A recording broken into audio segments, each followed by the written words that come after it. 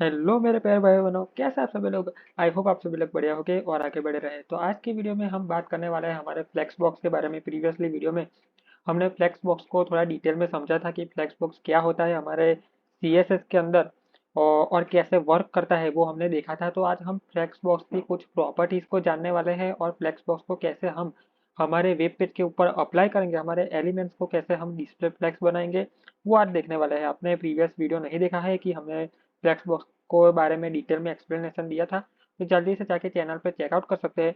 और अगर आप नए आए हो तो सब्सक्राइब जरूर कर दीजिएगा, और ताकि आप भी हमारे साथ फुल स्टैक वेब डेवलपमेंट की जर्नी में जुड़ सके। तो सबसे पहले तो हम जान लेते हैं कि फ्लेक्स बॉक्स क्या होता है। थोड़ा बहुत हमने देखा था प्रीवियसली वीडियो में, थोड़ा बहुत नहीं, पूरा डिटेल में एक्सप्लेनेशन दिया था। तो आज की वीडियो में हम जान लेते हैं कि फ्लेक्स बॉक्स कैसे अप्लाई करेंगे हम हमारे वेब पेज के ऊपर। तो सबसे पहले तो यहाँ पे आप देख सकते हैं ये हमारा ड्यू है। इसके अंदर तीन छोटे छोटे और ड्यू है, यानी कि एक बड़ा ड्यू जो है वो तीन छोटे ड्यू को कंटेन करता है। तो जब भी हमें इन्हें फ्लेक्स देना हो, यानी कि इसका डिस्प्ले मोड जो है फ्लेक्स देना हो, हमने डिस्प्ले मोड डिस्प्ले की प्रॉपर्टी के अंदर इनलाइन पढ़ा था, इनलाइन ब्लॉक पढ़ा था, उसके बाद ब्लॉक लेवल पढ़ा था। तो ये चार वैल्यू तो हमने प्रीवियसली वीडियो में हमारे वीडियोस में कवर की थी। तो आपको नहीं पता है कि इनलाइन क्या होता है, तो इनलाइन यानी कि जब भी हम हमारी डिस्प्ले को इनलाइन देते हैं, वैल्यू इनलाइन सेट करता है, तो हमारे जो एलिमेंट होते हैं वो इनलाइन एलिमेंट की तरह बिहेव करने लगते हैं। और जब भी हम ब्लॉक देते हैं तो ब्लॉक लेवल एलिमेंट की तरह वो बिहेव करने लगते हैं। और इनलाइन ब्लॉक में क्या होता है, वो सारा प्रॉपर्टी तो ब्लॉक लेवल की ही रहती है, और जो है हमारा एलिमेंट जो है वो इनलाइन बिहेव करता है। तो जब भी हम डिस्प्ले फ्लैग्स देंगे हमारे मेन कंटेनर को, जब भी हम डिस्प्ले फ्लैग्स देंगे, तो जो हमारा कंटेनर है वो फ्लैक्स कंटेनर बन जाएगा, और उसके अंदर जो एलिमेंट कंटेन करेंगे, यानी कि उसके अंदर जो भी HTML एलिमेंट होंगे वो फ्लैक्स आइटम की तरह हमें रिप्रेजेंट होंगे। मीन्स के हम इसे फ्लैक्स आइटम कहते हैं। तो वो फ्लैक्स आइटम बन जाएंगे और ये जो बड़ा सा कंटेनर है वो फ्लैक्स कंटेनर बन जाएगा। तो फ्लेक्स कंटेनर को, अब हमें हमारे एलिमेंट तो आ गए, इसके अंदर एलिमेंट है, तो इस एलिमेंट को हमें डायरेक्शन देनी होगी। तो उसके लिए एक प्रॉपर्टी आती है, वो है हमारी फ्लेक्स डायरेक्शन। तो फ्लेक्स बॉक्स डायरेक्शन के अंदर हम हमारे जो एलिमेंट है, ये हमारे जो हमारे एलिमेंट है फ्लेक्स आइटम जो है, उसे हम डायरेक्शन दे देते हैं।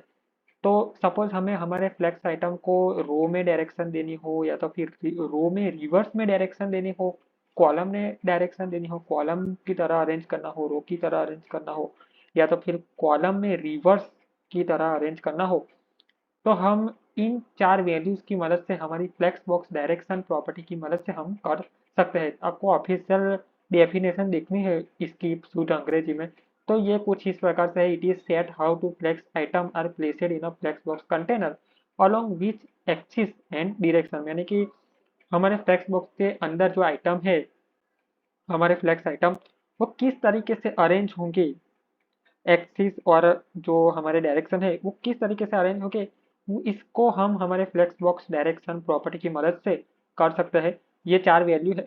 हम इसका प्रैक्टिकल देखेंगे तो आपको और भी अच्छी तरीके से समझ में आएगा। तो चलिए जल्दी से हम हमारी VS कोड की स्क्रीन के ऊपर चलते हैं और इसका प्रैक्टिकल करके देखते हैं, ताकि आपको बेटर तरीके से अंडरस्टैंडिंग हो। हम आ गए हमारे VS कोड की स्क्रीन के ऊपर।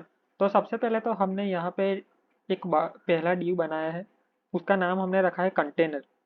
और कंटेनर के अंदर क्या है, इंद्रधनुष है। कंटेनर के अंदर हमने बहुत सारे ड्यू बनाए हुए हैं, और ड्यू को इंद्रधनुष के कलर दे दिए हमने। तो कुछ इस प्रकार से हमने कुछ ड्यू बनाए हैं। इसके अंदर ये हो गया हमारा फ्लेक्स कंटेनर, यानी कि जब भी हम इसे डिस्प्ले फ्लेक्स देंगे तो ये फ्लेक्स कंटेनर होगा। और इसके अंदर जो वो ये सारे ड्यू है वो हो गए हमारे फ्लेक्स आइटम। तो सबसे पहले तो हम यहाँ पे हमारी CSS खोल देते हैं। तो CSS में क्या करेंगे, तो हम यहाँ पे सबसे पहले तो हम जो ये हमारे ड्यू है इसके इंद्रधनुष के, तो इस इंद्रधनुष को हाइट विड्थ दे देते हैं हम। यहाँ पे हाइट सेट कर देते हैं, 100 पिक्सल कर देते हैं हम। और उसकी जो विड्थ है, विड्थ में रख देता हूँ 200 पिक्सल रख देते हैं हम इसकी विड्थ। हाँ, तो ये इंद्रधनुष कुछ हमारा इस तरीके से हो गया। और आप देख सकते हैं कि इंद्रधनुष जो है वो बाहर भी निकल जा रहा है, यानी कि हमारा जो कंटेनर है वो कंटेनर तो कुछ इस तरीके से है, पर जो हमारा इंद्रधनुष है वो तो बाहर निकल गया, यानी कि फैल गया पूरा इंद्रधनुष हमारे वेब पेज के अंदर। तो अब हमें बहुत बड़ा चैलेंज है कि इस इंद्रधनुष को इस बॉक्स के अंदर लाना है। तो वो कैसे करेंगे, आपने देखा होगा कि रिस्पॉन्सिव वेबसाइट होती है, तो रिस्पॉन्सिव वेबसाइट का क्या होता है कि वो ओवरफ्लो नहीं करती, यानी कि कुछ चीज़ें स्क्रीन के बाहर नहीं चली जाती है, सारी चीज़ें एकदम स्क्रीन के अंदर होती है।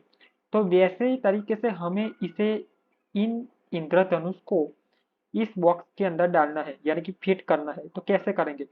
तो उसके लिए हमें हमारा फ्लेक्स बॉक्स काम में आएगा। तो सबसे पहले तो हम हमारा जो मेन कंटेनर है, मेन कंटेनर को हम डिस्प्ले देते हैं फ्लेक्स, यहाँ पे डिस्प्ले देते हैं फ्लेक्स।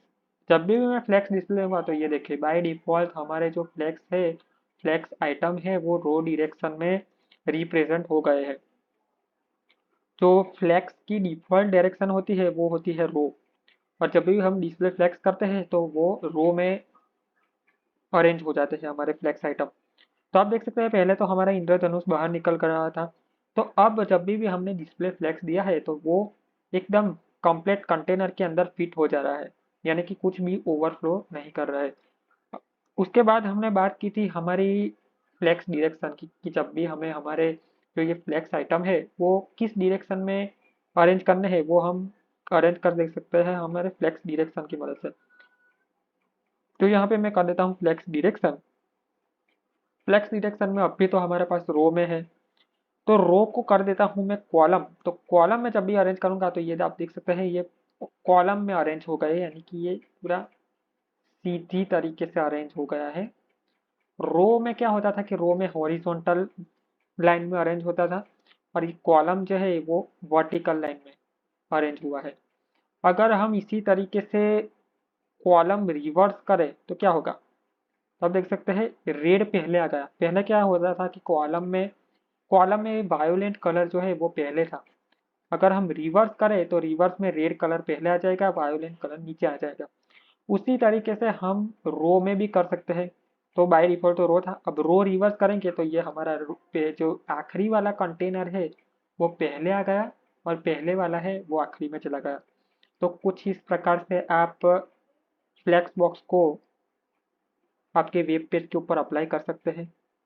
आपके कंटेनर को, मेन कंटेनर को फ्लेक्स प्रॉपर्टी देके, डिस्प्ले फ्लेक्स देके आप आपके एलिमेंट को फ्लेक्स एलिमेंट यानी कि फ्लेक्स आइटम बना सकते हैं, और एकदम अच्छे से कवर कर सकते हैं। तो आई होप दोस्तों आपको इस वीडियो में फ्लेक्स बॉक्स के बारे में अच्छी तरीके से समझ में आ गया होगा। अभी हमारा फ्लेक्स बॉक्स पूरा नहीं हुआ है, अभी बहुत सारी चीज़ें बाकी है इसके अंदर, वो हम अगले आगे आने वाले वीडियो में कवर करेंगे। तो उससे पहले आप नए आए हो तो सब्सक्राइब जरूर कर दीजिएगा और ज़्यादा लोगों तक पहुंचाइए, ताकि वो भी हमारे साथ फुल स्टैक वेब डेवलपमेंट की जर्नी में जुड़ सके। ऐसे ही हम डिटेल में वीडियो लाते रहेंगे और मज़े से पढ़ते रहेंगे। Thank you.